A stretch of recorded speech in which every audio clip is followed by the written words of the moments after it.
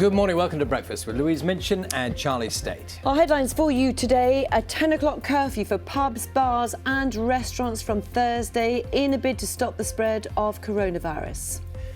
The Prime Minister will speak to the nation tonight as the UK's COVID-19 alert is increased to the second highest level. That means the number of cases is rising and is rising fast. So our leaders now have decisions to make and the meetings begin in a couple of hours' time.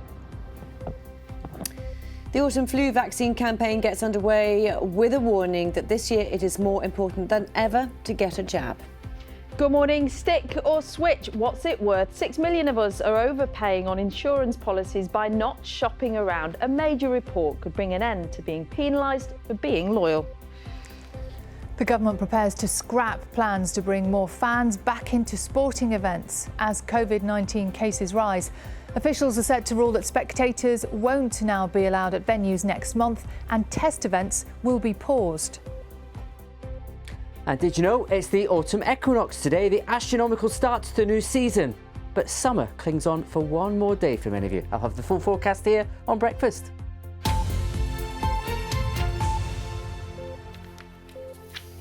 Hello, very good morning. Tuesday the 22nd of September. Our main story for you: pubs, bars and restaurants in England will have to close at 10 p.m. every night from Thursday under new government measures to slow the recent rise in coronavirus cases. The Prime Minister will set out more details in the Commons later and then address the nation this evening. Andy Moore has this report. London's Soho last night, a busy scene on a warm September evening, but the hospitality sector is going to feel the chill of tighter restrictions.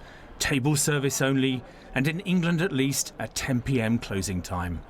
So what did these people think about the prospect of those changes? For me personally, it won't really have that much of an effect. Maybe on the weekend, but it just depends how long it's going to be going on for, I guess. If it needs to be done, then yeah, it needs to be done. Whether we like it or not. Yeah, I think it's a good idea, but yeah, it came in way too late. There are many in the hospitality sector who feel the industry is being unfairly targeted. I do not see the need for further enforcements and further restrictions in pubs whatsoever. You know, we are the home of responsible socialising. And there are plenty of voices on Mr Johnson's own backbenches calling for him to exercise caution and avoid doing too much to damage the economy.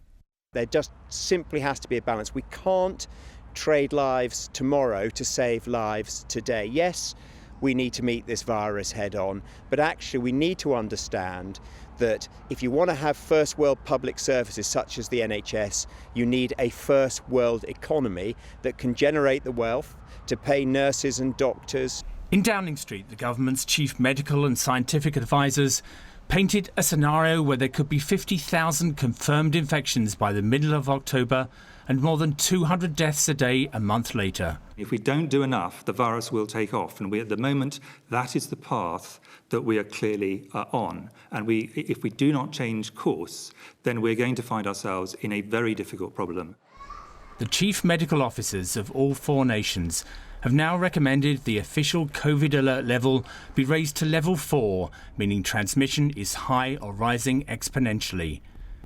London's mayor is hoping to be invited to this morning's meeting of the Emergency Committee Cobra, and he's calling for tighter restrictions, such as the more widespread use of face masks. By these additional measures, we think we can avoid a second lockdown, which we think would be catastrophic in terms of our economy, which is still not recovered from the first lockdown. From today, tighter local restrictions are being imposed in parts of the North West and the Midlands. The area facing stricter regulations in South Wales is also being extended from 6 o'clock this evening. Around 14 million people in the UK are now covered by rules like this. Andy Moore, BBC News. So let's speak right now to our political correspondent Chris Mason, who's at Downing Street for us this morning. So there are changes ahead and big discussions as well today from the Prime Minister and Cabinet. What more can you tell us? Yeah, morning to you, Lou. Let me talk you through the day ahead. So in a couple of hours' time, the Cabinet will meet here in Downing Street to discuss what's going to be announced as far as restrictions in England are concerned.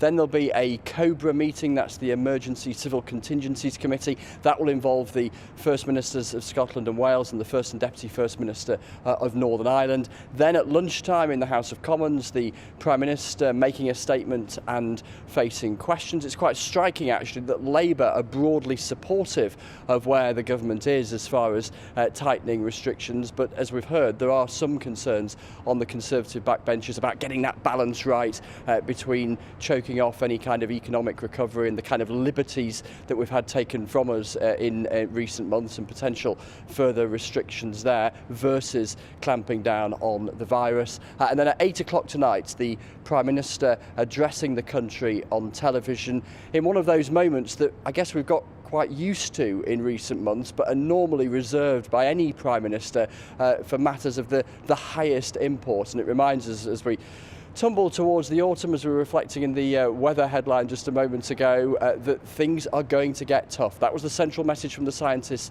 yesterday. This isn't going to be indefinite, but it is going to last for at least another 6 months of things being very tricky, and bluntly, the expectation that things will get worse before they get better. Well, listen, Chris, thank you very much. I know you'll be watching carefully for us this morning. Thank you. Additional coronavirus restrictions will come into force from 6 o'clock this evening in Northern Ireland. People from different households will no longer be able to meet indoors. With some exceptions, like family carers, no more than 6 people from 2 households will be able to meet in a garden. More than 1,000 people have tested positive for COVID-19 in Northern Ireland in the last 7 days. And later today, hundreds of thousands of people in Wales will have local lockdown measures imposed. Let's get more on this now from our reporter Mark Hutchins, who's in Cardiff. Mark, a large number of people will now be affected. Take us through how it will work. Well, first came the warning, and now comes the harsh reality, really, for more than 400,000 people across 4 areas of South Wales. So from 6 p.m. or in just under 12 hours' time, if you live in Bridgend or Blaenau Gwent or Merthyr or Newport, you won't be able to leave your area without good reasons, such as not being able to work from home, as I am now, or for health or educational reasons. You can only socialise outdoors, and the pubs will have to shut by 11 p.m, although, as we've been hearing, that's actually an hour later than is being brought in England. Now, those 4 areas join 2 other boroughs of Rhondda and Taff and Caerphilly, which are already under local restrictions, and that they all border each other, so they form a block. And it begs the question, what about South Wales as a whole? And to that end, the Health Minister later today is meeting the leader of at least 10 councils and the health boards and the police to discuss whether there should be restrictions at some point brought in for South Wales as a region. Incidentally, you can drive through at the moment without stopping, ideally. But if South Wales as a region is put under restriction, then that would account for more than half the Welsh population. I think there is real concern in the corridors of power and in the streets of Wales that this lengthening lockdown list is far from complete. Mark, thank you. Sir Keir Starmer will call on voters who abandoned Labour under Jeremy Corbyn to return to the party under his leadership. In his first party conference speech as Labour leader, which is being held online this year due to the pandemic, Sir Keir will also focus on his personal values of patriotism and family. People are being advised to get a flu jab to help protect against the double danger of flu and coronavirus. Research shows people can catch both diseases at the same time and with serious and sometimes deadly consequences. This year, anyone over 50 in England is eligible for a jab more than ever before. Our health correspondent, Naomi Grimley, has more. Prevention is always the best form of healthcare. That's why drive-in centres like this one in Southampton will help in the biggest flu vaccination programme England has ever seen. It comes as new research suggests there's a particular danger if people contract COVID-19 and flu together. Flu and COVID-19 are doubly dangerous. They increase the risk of you having hospitalisation, being admitted to ICU, and indeed increase your risk of death. The groups which will get free flu vaccinations in the first instance include people who were required to shield and their household contacts, people with some conditions including diabetes, heart failure and asthma, pregnant women, 2 to 3-year-olds, all primary school children and for the first time Year 7 pupils, and of course those 65 and over. Later in the winter, the programme will be extended to include 50 to 64-year-olds. Flu kills on average around 11,000 people in England every year, so getting vaccinated will help not just individuals, but also the NHS. Naomi Grimley, BBC News. The National Trust has revealed that about a third of its properties have links to the slave trade and colonialism. The report details more than 90 estates, including Winston Churchill's home Chartwell, which was singled out for ties to Britain's colonial past, and Quarry Bank Mill in Cheshire, which was built using family wealth related to slavery. Rescuers have begun an operation to save dozens of pilot whales stranded on a beach on the west coast of Tasmania. Conservationists aren't sure why the 270 whales came to shore and around 90 have already died, sadly. Whale beachings are common in the region, but one of this size hasn't been seen since 2009. Pilot whales can grow up to 7 metres long and weigh up to 3 tonnes, making a rescue operation particularly difficult. It's 11 minutes past 6. Very good morning to you. Have a look at the papers in a moment, but Matt's got the weather. How's it going, Matt? Morning.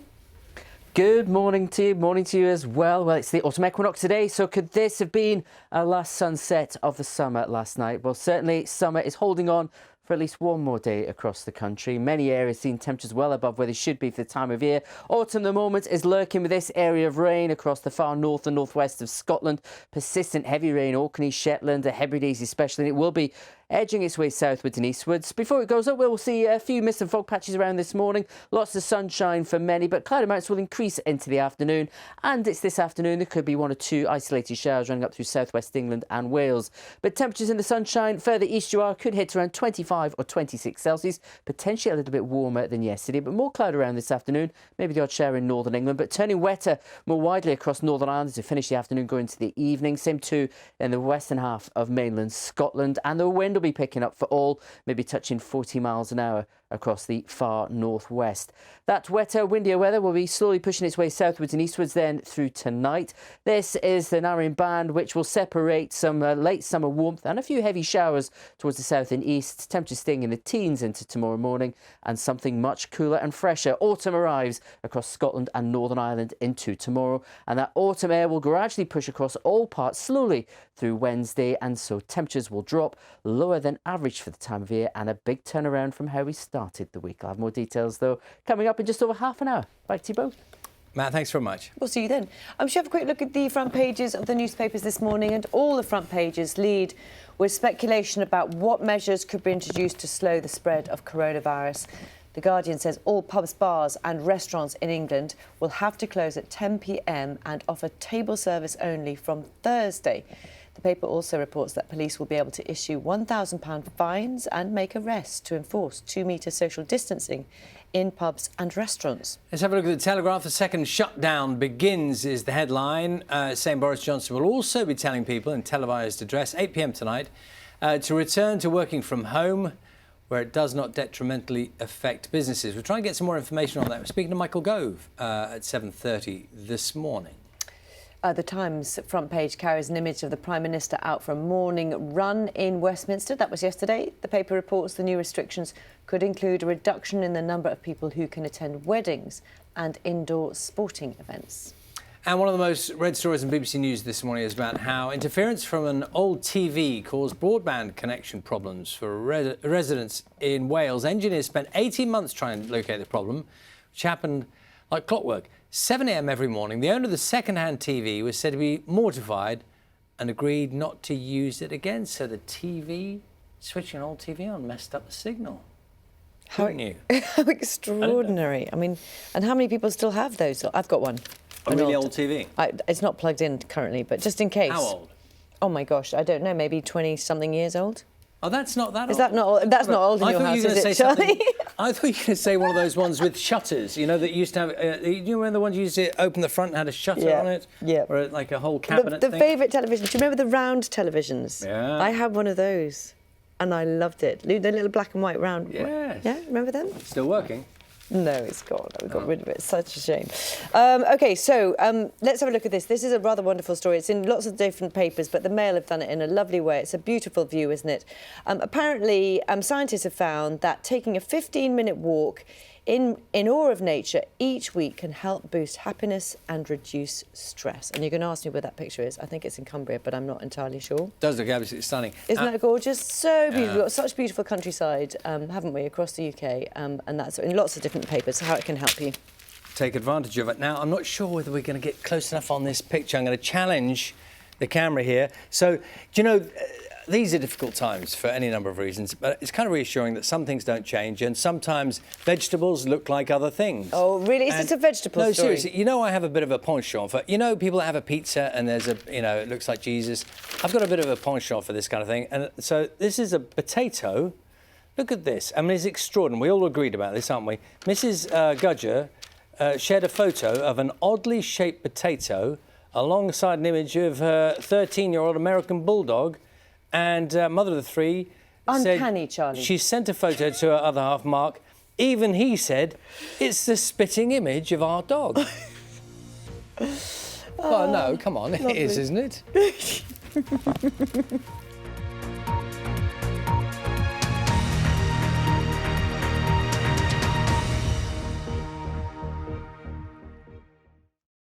See the headlines as they happen and watch BBC News live in the app and get the full story with bbc.co.uk/news.